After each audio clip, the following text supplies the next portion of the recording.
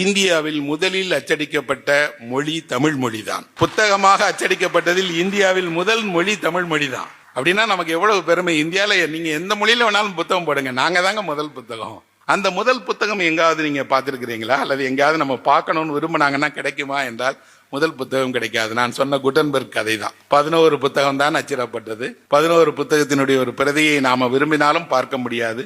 தம்பிரான் வணக்கம்ங்கிற அந்த சின்ன புத்தகத்தை பார்க்க வேண்டும் என்றால் நீங்கள் அமெரிக்காவில் ஹார்வர்ட் யூனிவர்சிட்டிக்கு போனா அங்க இருக்கக்கூடிய நூலகத்தில் இருக்கு, பார்க்கலாம். அமெரிக்காவுக்கு சுற்றுப்பயணம் போகிறவர்கள் ஒரு முறை எப்போவாது நீங்கள் பார்க்க வேண்டியது தமிழினுடைய முதல் புத்தகம் தான். நான் ஒரு வேண்டுகோளை கூட முன்னால் வைத்தேன். என்னன்னா, அந்த புத்தகத்தினுடைய ஒரு பிரதியாவது வாங்கி எங்கெல்லாம் கண்காட்சி நடக்கிறதோ அங்கெல்லாம் அதை ஒரு சின்ன இடத்துல ஒட்டி வச்சு இதுதான் தமிழினுடைய முதல் புத்தகம் என்று காட்டலாம் நாம். ஏன்னா இன்னைக்கு இருக்கிற ஒரு பையன் என்ன நினைச்சுக்கிறான், புத்தகம்னா இப்பதாங்க ஒரு 50 வருஷம் இருக்கும் 100 வருஷம் இருக்கும் அப்படின்னு நினைக்கிறேன். இல்ல 1758 தமிழ்ல புத்தகம் அச்சிடப்பட்டுருச்சு. புத்தகம் என்பது தமிழ் மொழியில வந்துருச்சு. நீண்ட வரலாறு உடையது என்பதை இந்த தலைமுறைக்கு நாம தெரியப்படுத்தணும்ல. அதற்கு இந்த மாதிரியான ஒரு புத்தகம் தேவை.